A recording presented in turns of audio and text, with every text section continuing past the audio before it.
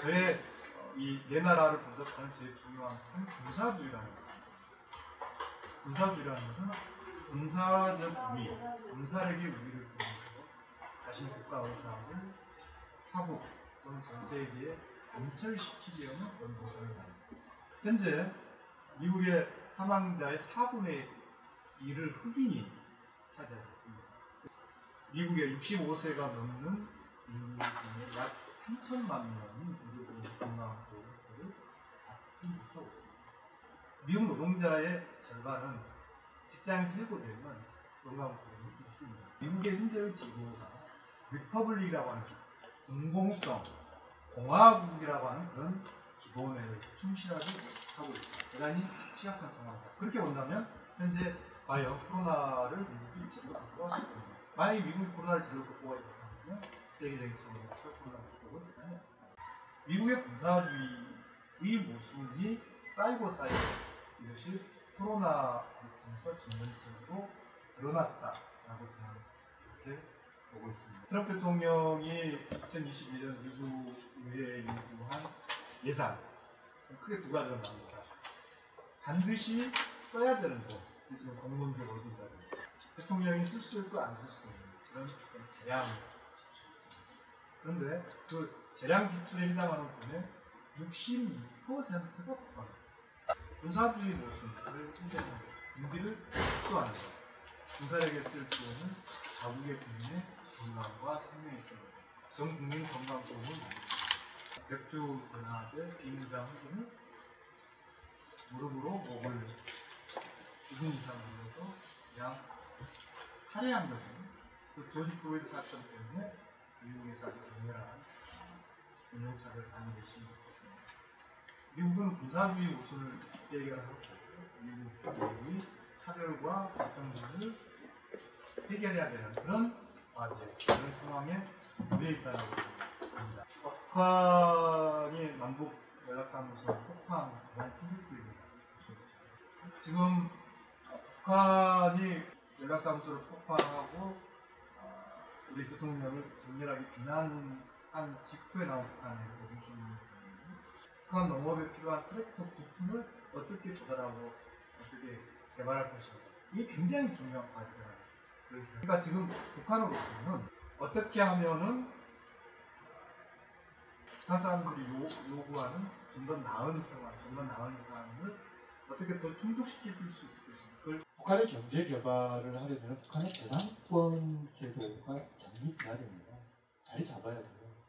중국이 경제가 개발하면서 2008년 물권법을 만들어서 주택 사용을 위한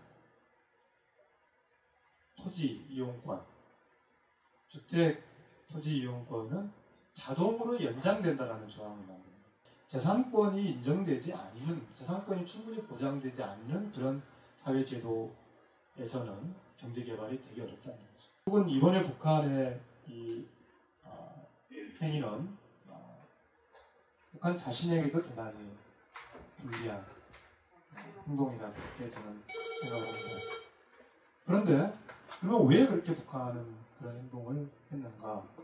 저는 그것이 북한이 자주를 바라보는 관점에 문제가 있다라고 생각합니다. 북한이 생각하는 자주라는 게 저는 너무 협소하다고 생각합니다. 북한의 자주에 법치와 인권이 들어가야 된다는 것을 저는 오랫동안 이야기를 해왔습니다. 자주라는 것이 법치와 인권이 빠지면 온전한 자주라고 할 수 없습니다. 국가의 존속, 자주를 위해서는 인권이 부차적일 수도 있다. 그렇게 북한이 자주를 좁게 보는 것이 저는 문제라고 생각합니다. 1919년 3.1운동의 우리 민족적 항쟁의 결과로 대한민국 임시헌장을 1919년에 만듭니다.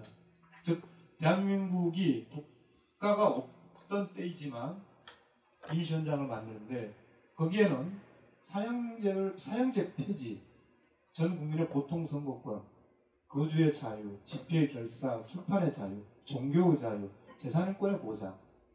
나라가 없던 때에도 우리 민족은 그런 인권을 우리 공동체의 기본으로 규정을 했습니다. 즉 자주 나라가 유지된다라고 하는 것은 결국 인권을 지키기 위한 것이죠. 자주라는 게 법치와 인권을 떠나서 있을 수 없다라고 생각을 한다. 그런데 자주를 너무 좁게 보면 법치와 인권과 같이 가지 않는 자주로 보면 자신의 뜻을 관철시키는 군사력으로 관철시키는 것, 그것을 자주라고 봐서는 안 된다. 북한이 원하는 그런 경제개발, 또 북한 사람들의 그런 삶의 향상, 그것을 위해서는 자주의 개념을 확장해 가야 된다. 법치와 인권과 같이 가는 자유로 가야 되는 그런 시점이 있다. 저는 그렇게 북한을 보고 있습니다. 만약에 중국이 표현의 자유와 인권을 보장하는 그런 제도를 발전시켰다면 작년 12월에 코로나의 위험에 대해서 더 분명한 정보를 우한 시민은 가질 수 있었을 것입니다. 당연히 우리도 작년 12월에 이미 그런 조치를 취할 수 있었을 것입니다. 비약적으로 성장을 했습니다. 단지 중국이 세계 공장만이 아니죠. 창신이라고 하는 혁신을 중국이 스스로 완결적으로 해낼 수 있는 정도로 경제는 굉장히 올라갔습니다. 그러나 우한의 코로나 사태에서 알 수 있듯이 중국이 더 이상 표현의 자유와 인권과 법치를 보장하지 않고서는 이제는 더 성숙된 단계로 나아갈 수 없다. 저는 그렇게 현재 중국을 바라보고 있습니다. 그것은 오늘 중요한 주제로 제시한 미중 대충돌과도 관계가 있습니다. 미국이 요구하는 그런 규범, 룰을 중국에 관철시키는 방식으로 충돌을 하는 것입니다. 중국이 표현의 자유와 인권이라고 하는 그런 규범을 받아들여야 함에도 불구하고 그것을 받아들이지 않고 있는 측면이 있습니다. 저는 그것을 대표적으로 구글을 예를 들어보고 싶습니다. 여러분 다 알고 계시겠습니다만 중국에서는 구글을 검색할 수가 없습니다. 중국이 금융 정책의 어떤 자율성, 그리고 국영기업에 대한 보조금 정책의 자율성, 그것을 중국이 완강하게 유지하려고 하는 것은 일정하게 이해할 수 있습니다. 그러나 중국은 자신의 경제개발에 상응한 표현의 자유와 법치를 보장해야 될 그런 중요한 과제에 놓여 있다. 그리고 중국 역시 군비뿐만 아니라 공안이라고 해서 중국의 치안 유지에 굉장히 많은 돈을 예산을 쓰고 있습니다. 그런 돈을 중국 내부의 그런 여러 불평 해소에 써야 되는 그런 상황이라고 봅니다. 마지막으로 일본에 대해서 잠깐 말씀드리겠습니다. 지금 일본이 지표상으로는 굉장히 코로나 관리를 잘 한 것으로 그렇게 나와 있습니다. 그러나 일본 사람들에게 물어보면 그렇게 일본 정부의 조치에 대해서 내부적으로 아주 우수한 점수를 주지 않습니다. 그 이유는 코로나 검사를 충분히 하지 않기 때문에 그렇습니다.